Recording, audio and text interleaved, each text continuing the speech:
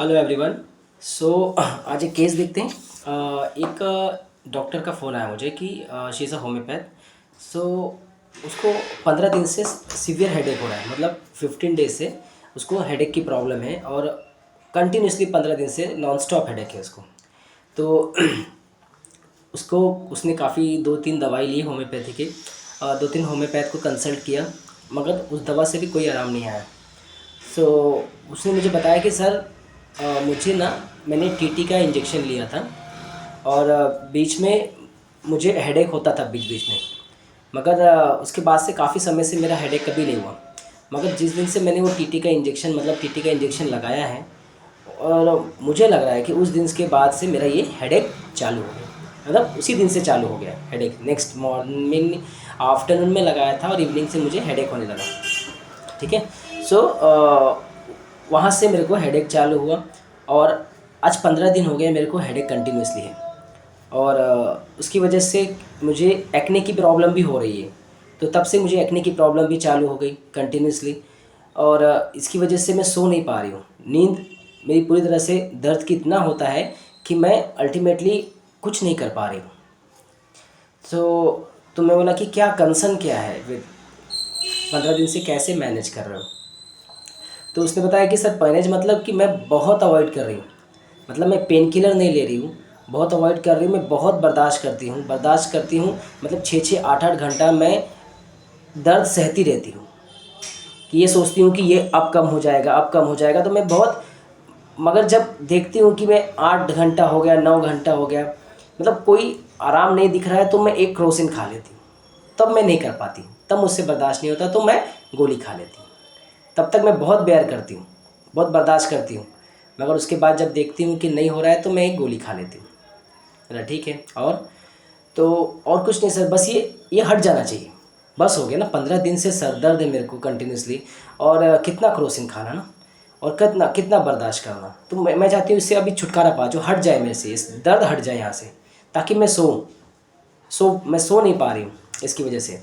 उसकी वजह से मुझे चिड़चिड़ रहती है, चिड़चिड़ाहट रहती है।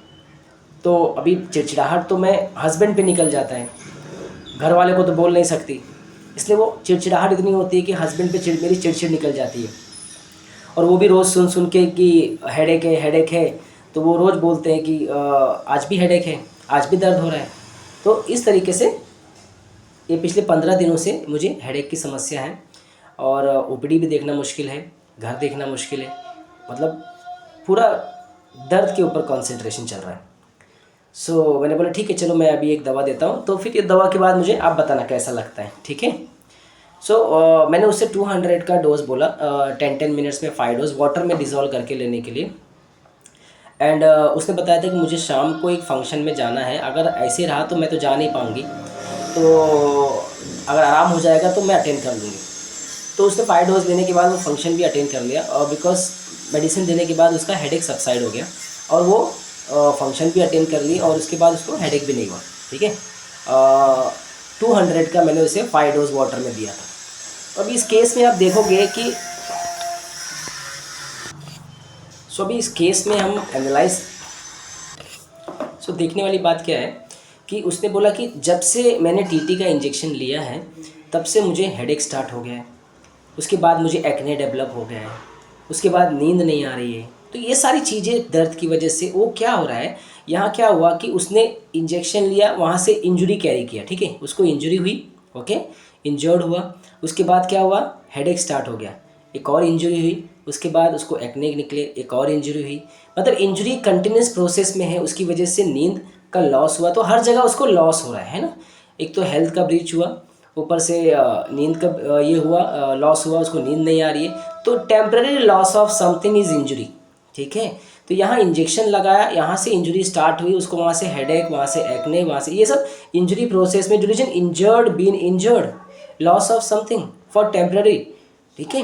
तो वहाँ से उसको इंजरी स्टार्ट हुई, और बीन में है ना, कंटिन्यूस प्रोसेस में उसको इंजरी रिसीव कर रही है कंटिन्यूसली, ठीक है। हेल्थ का इशू हुआ, एक्ने निकल गए, यहाँ भी ब्लीच ऑफ फेस हुआ, मतलब फेस का एक्ने आने की वजह से फेस का जो टेक्सचर वो लॉस हुआ, ठीक है। डिस्टर्ब स्लीप का लॉस हुआ। तो हर जगह लॉस हो रहा है इसको ना, लॉस मीन्स इंजर्ड हो रहा है, इंजर्ड बीन इंजर्ड, ठीक है। तो हमने फर्स्ट रूब्रिक मैंने लगाया कि delusion injured been injured. Now second क्या बोला कि उसने, सेकंड थिंग इज उसने बोला कि मैं चाहती हूँ कि बस हो गया 15 दिन हो गया ना, अब हट जाना चाहिए, इसे मतलब छूट जाना चाहिए, हट जाना चाहिए, निकल जाना चाहिए, बस हो गया। तो ये मोड रिपल्सिव, मोड रिपल्सिव हमने लिया कि अपने से दर्द को दूर कर देना चाहती है, हटा देना चाहती है, तो ये मोड रिपल्सिव है।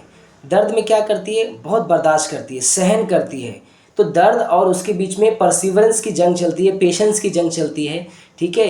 फिर एक समय ऐसा आता है 8 घंटा 9 घंटा वो इतना बर्दाश्त करती है, इतना सीवियर हेडेक बर्दाश्त करते करते उसका पेशेंस, उसका जो परसिवरेंस है वो टूटता है, और फिर वो क्या करती है, झुक जाती है किसकी तरफ, क्रोसिन की तरफ। तो एल्डिंग डिस्पोजिशन, परसीवरेंस, 8-8 घंटा पेशेंसली वो वेट करती है, परसीव करती है पेन को लेके, मगर बाद में एल्ड कर देती है क्रोसिन लेके, तो झुक जाती है दर्द में। तो ये होता है, हम एक किसी फोर्सफुल दबाव में आप झुक जाते हो तो एल्डिंग डिस्पोजिशन है। इरिटेबिलिटी, पेन ड्यूरिंग, दर्द में चिड़चिड़ाहट होती है, हस्बैंड पे गुस्सा निकल जाता है, ठीक है। तो ये सब चल रहा है, और इस तरीके से मैंने उसे रूब्रिक लिया था। तो मैंने उसे फॉस्फोरस 200 का डोज दिया, और फॉस्फोरस 200 देने के बाद उसका जो हेडेक था 15 डेज से जो उतर नहीं रहा था, उसका हेडेक वो काफ़ी मतलब निकली गया।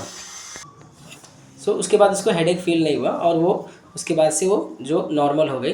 This is the case of phosphorus. तो इस तरीके से हमें सिस्टमेटिकली रूब्रिक फॉर्म करना है ईच एंड एवरी केसेस में। तो इंजर्ड से लेके इरिटेबिलिटी, पेन ड्यूरिंग तक आपको एक एक रूब्रिक को समझना होगा, उसकी फील को समझना होगा, पेशेंट क्या कहना चाहता है, ठीक है। तो हम ऐसे रूब्रिक जोड़ के ही हम मेडिसिन तक पहुंच सकते हैं, और इजीली हम मगर प्रॉपर रूब्रिक आपको होना चाहिए केस में। तो थैंक यू सो मच, हम नेक्स्ट वीडियो में जल्दी मिलेंगे।